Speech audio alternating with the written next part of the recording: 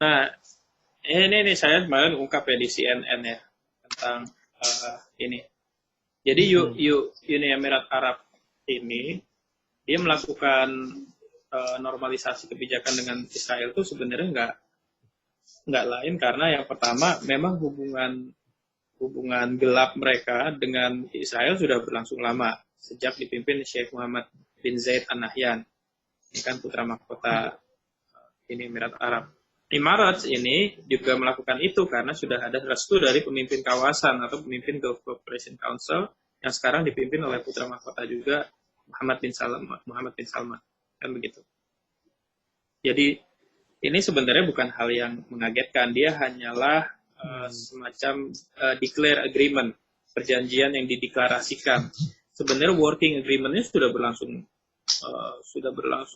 lama, sudah berlangsung lama.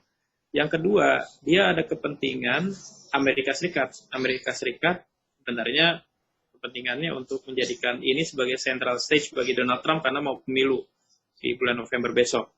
Gitu. Jadi isu Israel di Amerika itu seakan-akan seperti isu Hagia Sophia di Turki, nah seperti itu kira-kira. Ya, ada faktor-faktor Zionis lobbies, ada faktor-faktor dukungan donor dari pengusaha Yahudi yang sangat kuat di sana. Lalu kemudian Trump butuh itu untuk sebagai central stage dan terbukti bahwa ya sama dengan tadi di polling banyak pemilih Demokrat itu yang juga sebenarnya nggak ada masalah dengan kebijakan ini karena muahadatus salam dengan Egypt dengan Mesir dengan Urdun itu dengan Yordan itu juga yang melakukan adalah presiden yang berlatar Demokrat. Jadi Jimmy Carter, Bill Clinton itu kan Demokrat 1979, 1994 itu kan Demokrat. Nah yang lain adalah ini sebenarnya ada kepentingan untuk countering pengaruh Iran dan Turki gitu. Jadi Uni Emirat Arab merasa posisinya sudah sangat genting bagi mereka, Emirat sama Saudi untuk menggandeng Amerika untuk balik lagi masuk ke kawasan agar wilayah mereka tidak terlalu tanda kutip terpapar ekspansi pengaruh sphere of influence dari Iran ataupun Turki.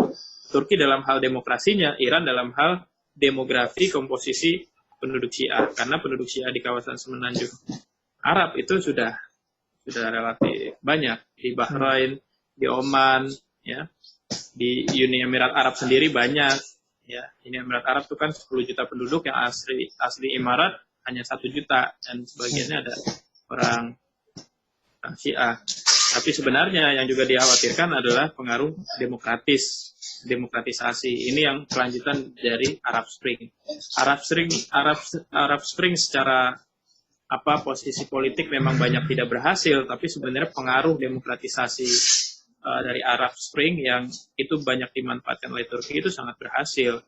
Ya, Qatar mungkin tidak demokratis secara sistem secara penuh, tapi kan dia punya instrumen demokrasi yang sangat efektif yaitu media, ya kan, Al Jazeera gitu. Terus Kuwait juga di semenanjung Arab yang salah satu yang melaksanakan di Gulf Cooperation Council, salah satu negara yang kritik terhadap kebijakan ini Emirat Arab. Jadi ini proses dinamika di kawasannya terus berlangsung antara poros Turki, Qatar, atau nanti Kuwait ikut dan lainnya, juga dengan poros Saudi yang relatif lebih mengandalkan, sebenarnya Saudi tidak lain kalau mau bertahan lebih mengandalkan upaya untuk melobi Amerika balik lagi lebih banyak berperan di Timur Tengah. Jadi efektivitasnya masih banyak skenario-nya.